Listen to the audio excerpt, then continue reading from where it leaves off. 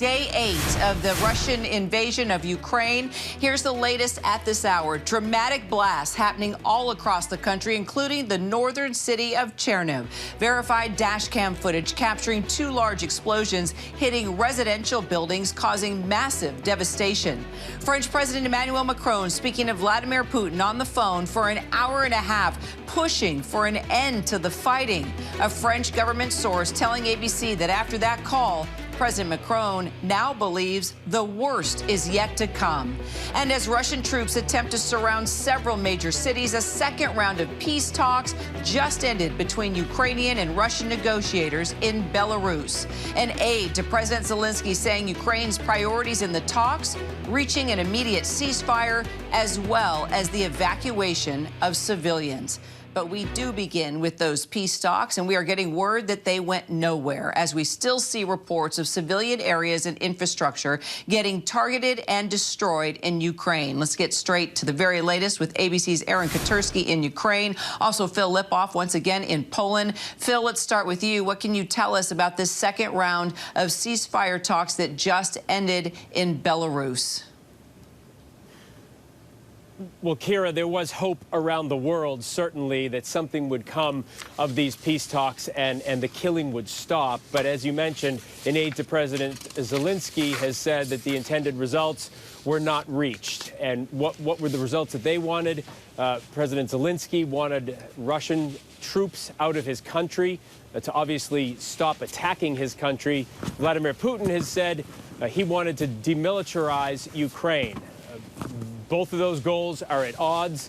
It's a second round of talks. The first round went nowhere. It seems like this second round didn't achieve anything good either. And so what do we have? We have Russian troops surrounding 5 major cities. The bombing continues, and the talks going nowhere.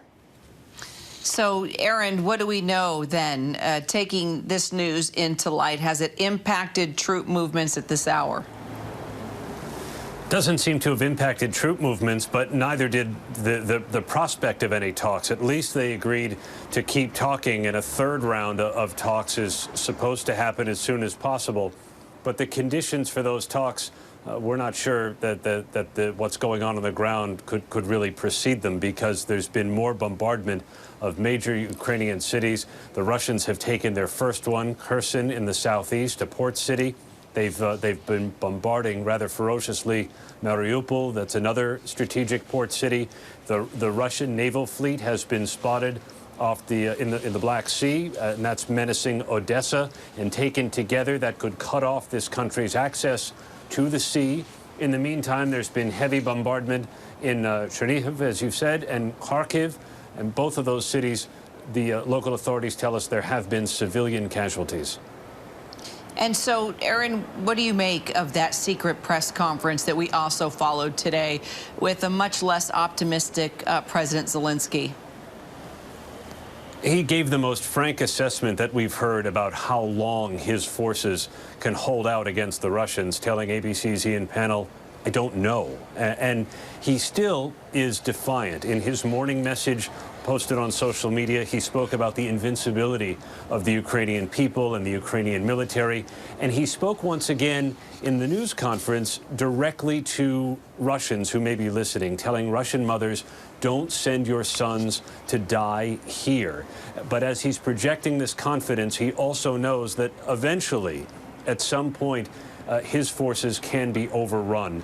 If Vladimir Putin's troops are having success in the south, as it seems, that opens up another possible corridor to get to the capital. It could take a long time, but Russia seems content to wait. And Phil, 500,000 children now have become refugees, possibly making this Europe's largest refugee crisis since World War II.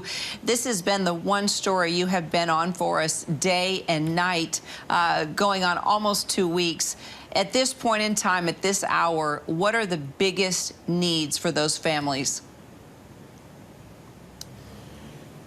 Well, it seems like this is an obvious answer, Kira, and it is. But the biggest need is for the war to stop, for them to be able to cross back over the border, and for families to reunite with their husbands and their brothers. But in lieu of that happening, their biggest need is to take shelter here in Poland. You mentioned 500,000 children. Here in Lublin, Poland, and in Poland in general. Poland has taken more than 500,000 people, and most of the people the refugees who have come into this country are children, and the mothers are doing everything they can to keep their children shielded best as they can from the information, but that's really hard. We've been talking to refugees, mothers who have told us that children as young as 3 know what's going on, asking questions like, why are there tanks? Why are there helicopters? Why is daddy fighting? These are all heartbreaking questions that a parent would have to answer. So their biggest need is obviously to get back to life as it was, but we all know that is not going to happen anytime soon, so they need to settle here for a while. So they are deciding to make homes there, to make this their new home, and not think about actually returning back to Ukraine anytime soon. Well, sure, that's what they want to do, but we all know the reality, and they certainly know the reality, because before they came here to Poland and to other countries, they watched the war begin. They watched the violence start and the killing start. So some will be with family and friends. As I've mentioned before, 2 million Ukrainians already live here in Poland. So the refugees coming across the border will have family and friends here. Others are going to need shelter, and there are shelters being set up all across this country. We went to one a couple of days ago with a family that had nowhere to go, and this shelter was right up near the Belarus-Poland border where these talks took place, and you can actually see Belarus from the shelter. It was a Forestry Service building that they have just given to civilians to open up a shelter, and that's happening all across the country. So, Aaron, before we let you go, we have now learned today that the International Criminal Court will expedite an investigation now of possible war crimes committed by the Russians in Ukraine. So what more can you tell us about that? And does this include Putin? Well, it does, because he would be giving the orders, and the fear is that the Russians have been using cluster munitions, and that would increase the possibility of civilian casualties. Already, the Ukrainians have documented what they say is at least one instance where cluster munitions were fired. It would violate the international law. The problem is neither Ukraine nor Russia are parties to the International Criminal Court.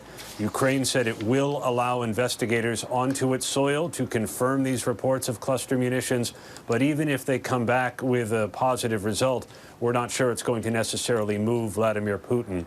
But it reinforces, Kira, why there are so many people we've met here that do not want to live under Russian rule. That possibility is motivating them to join the resistance by either picking up a weapon, by making a camouflage net, or doing something else with their hands to contribute. Yeah, it's pretty amazing to just see everybody rising up in that country right now. Aaron and Phil, thanks, guys, so much. Hi, everyone. George Stephanopoulos here. Thanks for checking out the ABC News YouTube channel. If you'd like to get more videos, show highlights, and watch live event coverage, click on the right over here to subscribe to our channel. And don't forget to download the ABC News app for breaking news alerts. Thanks for watching.